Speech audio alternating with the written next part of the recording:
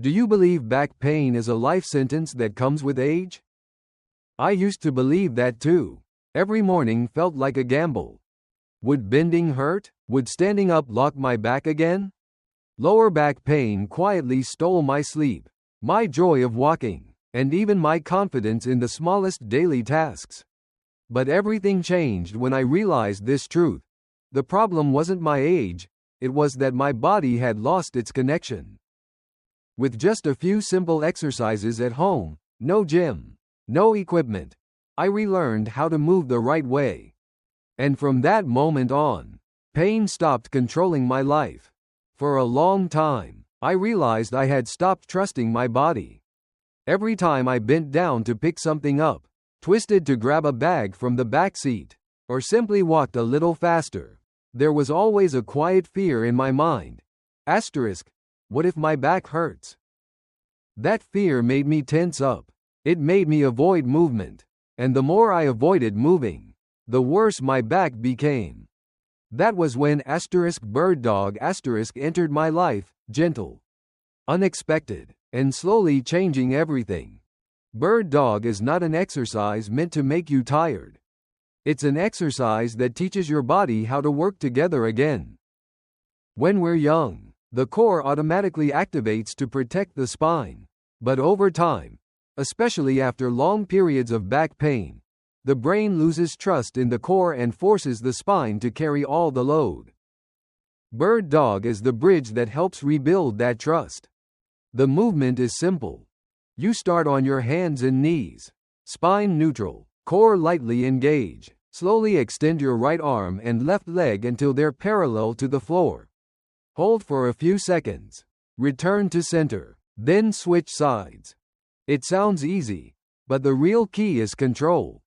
No rushing, no jerking, no forcing. Just staying stable while your arms and legs move. The best thing about bird dog is that it teaches a skill we need every single day: stability during movement. Because of this exercise, I began to feel more grounded, more confident when walking, and I stopped unconsciously bracing my back during daily tasks. My back was no longer something to avoid, it became something properly supported.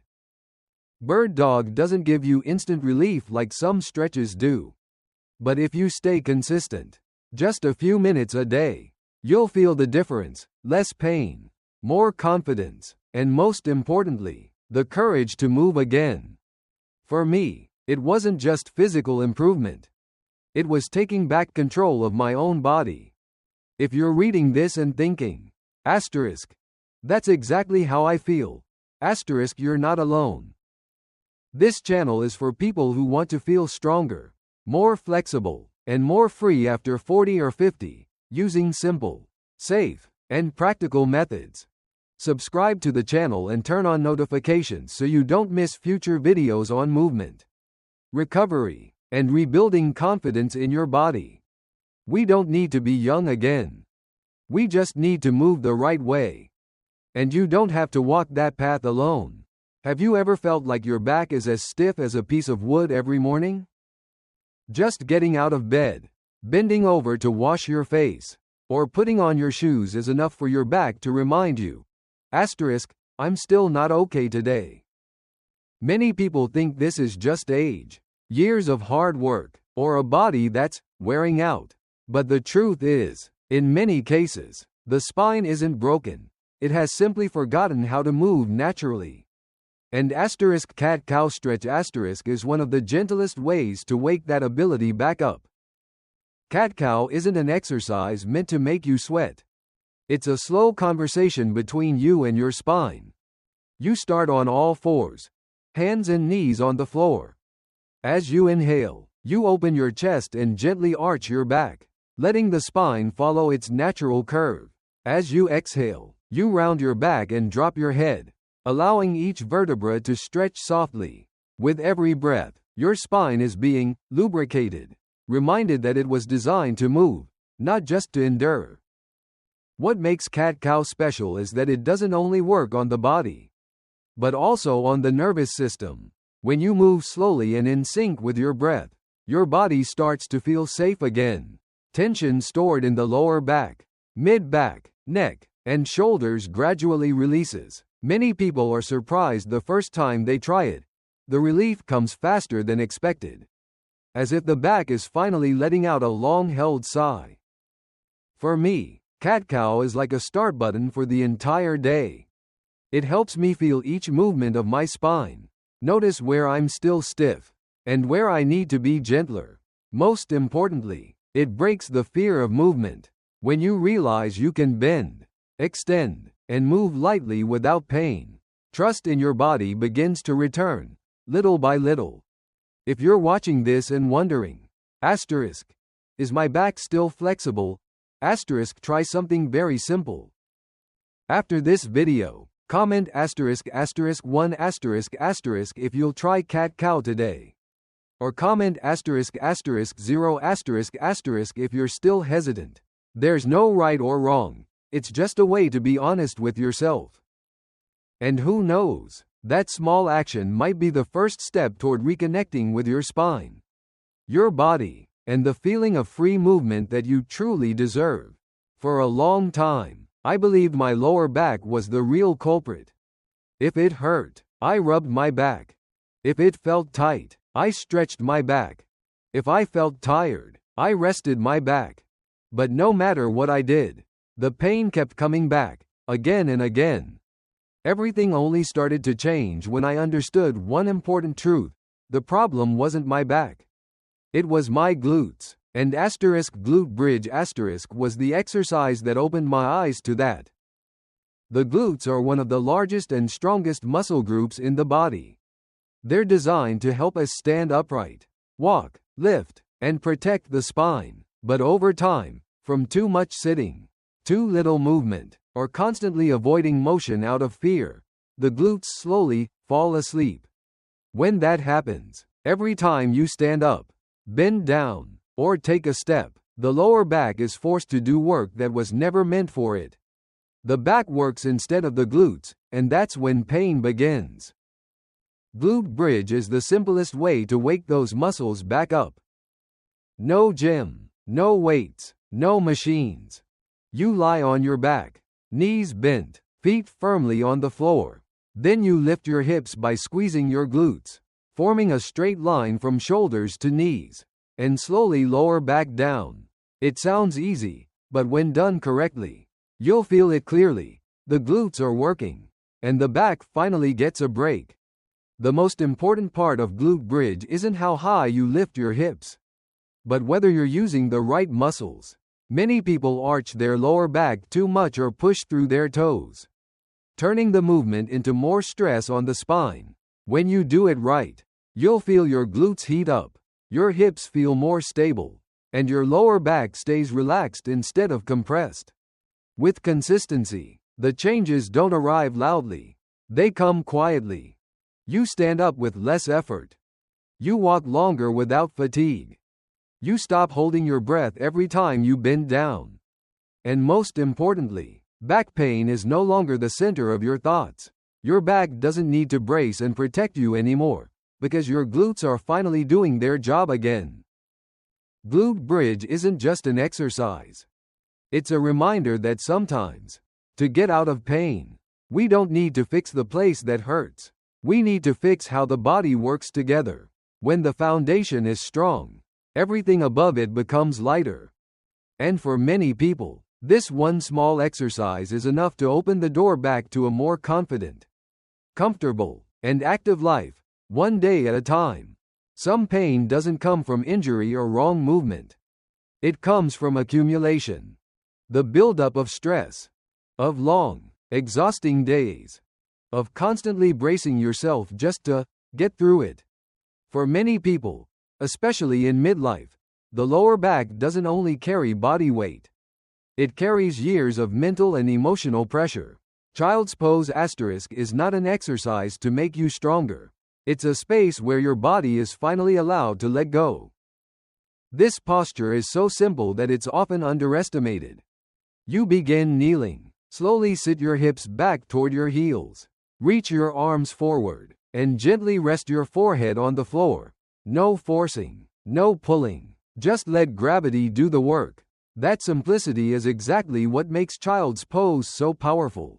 It doesn't ask for strength or flexibility. It only asks you to stop. In child's pose, the spine stretches naturally. The lower back, hips, and shoulders, areas that hold the most tension, begin to soften. But the deepest effect isn't just in the muscles. As you lower your body and breathe slowly and deeply, your nervous system shifts into a state of safety. Your heart rate slows. Your breath lengthens. The quiet tension fades. That's why so many people feel immediate relief, and often want to stay longer than planned. Child's pose also carries a deeper message. It reminds you that you don't always have to push, stand tall, or be strong. Sometimes, lowering yourself, resting, and allowing a moment of softness is exactly how healing begins. For people with chronic back pain, this posture helps break the cycle of tension, right pointing arrow pain, right pointing arrow fear of movement. When the body relearns how to relax, pain loses its grip. One important thing to remember: there is no single, perfect, child's pose. If your hips don't reach your heels, place a pillow or towel under your thighs.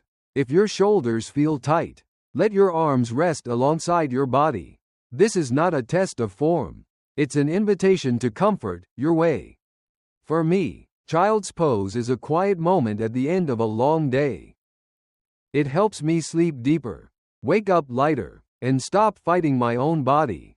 Sometimes healing doesn't come from doing more. It comes from allowing yourself to pause and release. And child's pose is where that release can begin. Dead bug sounds strange, even a little funny. The first time people see someone lying on their back, arms and legs in the air, moving slowly, they often think, what's the point of this? But that simplicity and slowness are exactly what make dead bug one of the most important exercises for people who've lived with back pain, especially long-term lower back pain. When we're young, the deep core muscles automatically turn on to keep the spine stable whenever we move. But after 40 or 50, combined with long hours of sitting, low activity, or past back pain, that protective system weakens. The brain starts to distrust the core and shifts the workload to the lower back. The result? The back works too hard during basic movements like standing up, twisting, or picking something up. Dead bug helps reconnect the brain, the core, and the spine. You start by lying on your back, arms reaching toward the ceiling, hips and knees bent at 90 degrees. Then gently draw your belly button toward the floor so your lower back stays pressed into the ground. This is the key point. If your back arches, the exercise loses its purpose. Once you're stable, slowly lower one arm and the opposite leg toward the floor. Return to the start. Then switch sides. No rushing, no forcing. Dead bug is about control, not brute strength. What's interesting is that dead bug doesn't tire you out because it's heavy, it tires you out because it demands focus. After just a few reps, you'll clearly feel your deep core muscles working. And these small, often ignored muscles are exactly what protect your spine in daily life. When the core does its job, the back no longer has to brace and suffer. With consistent practice, the changes come naturally. You bend down without mentally preparing for pain. You twist more smoothly, with less effort. And most importantly, you begin to trust your body again. The fear of what if it hurts? Slowly fades, replaced by a sense of control and confidence. Dead bug isn't flashy. It doesn't show off. But it rebuilds the foundation for safe movement. If cat-cow restores spinal mobility, and glute bridge redistributes the load, then dead bug is the quiet gatekeeper, making sure every step, every twist, every movement is protected from the inside out. And sometimes, getting better doesn't mean doing more. It means doing the right things, consistently, and with intention. Many people live with back pain every single day without realizing one important truth. They are not broken. They're tired. They've lost connection with their body. and they haven't yet found the right way to move again. If you're watching this video, maybe you've woken up with a stiff back, hesitated to bend down, or felt afraid that one small movement could bring the pain back. But remember this: your body is still listening, and it still wants to heal. The simple exercises you just saw are not magic, but they are a safe, realistic starting point to help you take control of your health again.